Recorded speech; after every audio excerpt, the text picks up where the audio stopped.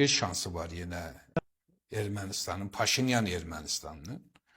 O da Türkiye'nin Paşinyan'a olan münasibəti, Azərbaycanın da Türkiye'nin bir yerde Paşinyanın məğlub olmasını istəməmələri ciddi təsir göstərəcək. İyun ayında olacaq seçkilərə qədər Paşinyanın mövqeləri kəskin formada sabitləşəcək Paşinyanın xeyrinə. Burada Türkiye ve Azərbaycan ciddi rol oynayacaq. İndi Ermənistan deyilən o bölgədə bir istiqrarın pozulması heç kimin arzulanmaz, özellikle Azərbaycanın və bölgə dövlətlərinin. Rusiyanın bu pozuculuk siyasetinde biraz da Rusiyanın içərisində bəzi qüvvələrin də pedofil və LGBT dünyasından iç olmaqlarından qaynaqlanır.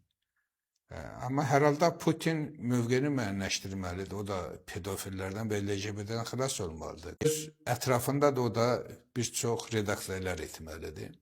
Etməsə o da böyük problem yaşayacaq. Bir gün gələcək, o da deyəcək ki, gələ bu adımları mən ataydım, atmadığıma görə peşmanam deyə bilər. Qafqazda sülhün olmağının, bölgəmizdə qonşu dövlətlərlə olan bir siyasətdə sülhün olmağını istəyirik.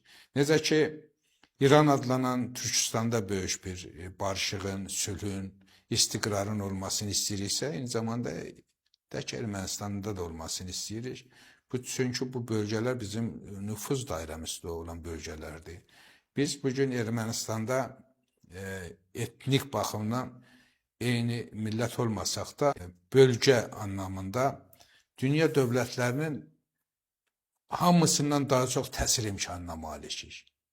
Biz elə bir təsir göstərə bilərik ki, Ermənistanda Paşinyan kəlləməyə lax edər. Elə iradə sərgiləyərik ki, Paşinyan seçkiləri qalib gələr. Azərbaycan tərəfi əbirli bir siyasət yürüdür və eyni zamanda müəyyən mənada Paşinyanın olmağında maraqlı olduğunu təsdiq edir. O siyasətin ardıcıl və prinsipial olaraq müdafiə edir. May ayında Türkiye sınırları aça bilər. Aça bilər. Bu, Paşinyanın qələbəsini təmin edə bilər.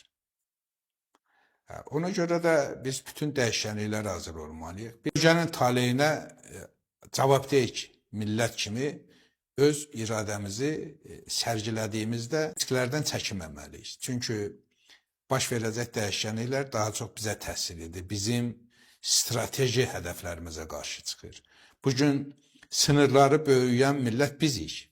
Ermənistan nə qədər sınırını böyütsə də, müəzzinin dışından kənara çıxa bilməz. Amma dünya dəyişir, sınırlar bəzilərində daralırsa, böyük Türk millətinin sınırları genişlənir, üfüqə açılır. Bu baxımdan biz üfüqlərimizin açıldığı belə bir zamanda sınırlarımızın daha çox haqq etdiyimiz sınırlara qədər böyüməsində qarşımızda olan bütün müayinələri aradan götürməyə borcluyuq. O cümlədən də Ermənistanda istiqrarı qorumaq da bizim borcumuzdur. O cümlədən Gürcüstanda da istiqrarı qorumaq bizim borcumuzdur. Və təbii ki, İranda qarşıdurmaların olması da bizim maraqlarımıza zidd olduğuna görə İranda da istiqrarın qorunmasında biz aktiv rol aldığımız kimi bu siyasəti davam etdirməliyik. Və nəhayət, bölgə nə qədər istiqrara qovuşarsa, bölgədə Türkiyə və Azərbaycanın ortaq iradəsi hakim mövqeyə keçərsə, Türk Dövlətlər Birliyi daha cazib bir qüvvə kimi ortaya çıxarsa, bu Avrasiyada artıq yeni bir güc mərkəzinin yarandığı deməkdir. Anlayış ortaya çıxır, ona biz doğru getməliyik. Bu baxımdan da istər Azərbaycanda dövlət yetkililəri olsun, istəyir Azərbaycanın bütün siyasi elitası olsun, aydınları olsun, media qurumları olsun, sivil toplum təşkilatları olsun. Hər zaman Azərbaycanın ortaq marağı nədir? Ona uyğun olaraq hərəkət etməlidir. Açıq-açıq hər kəs bəyan eləməlidir ki, bizim ortaq marağımız nədir? Azərbaycan Cumhurbaşkanı Sayın Əliyev bizim Türk ailəsindən başqa bir ailəmiz yoxdur deməzini veribsə, yəni deməyib ki, Türk ailəsi həm də bizim ailələrimizdən biridir deməyib. Deyib tək ailə, Türk ailəsidir.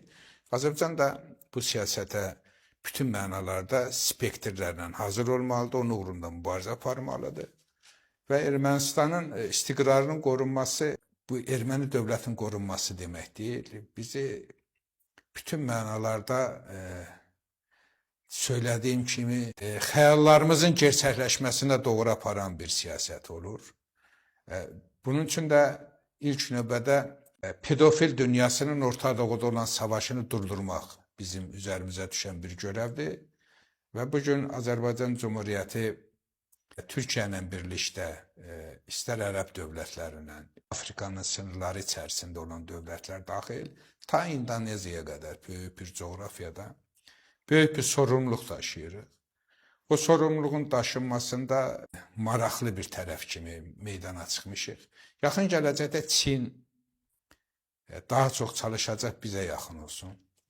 Əslində bugün onun bizi şartlarını görürük. Mövqelərini itirən İsrail və Amerikada bizlə doğru və düzgün siyasət yürütmədiklərinin fərqində olub, səhvlərini düzəltməyə çalışacaqlar. İngiltərə daha çox bugün bizə yaxın olmağa haqq edən dövlətlərdən biridir.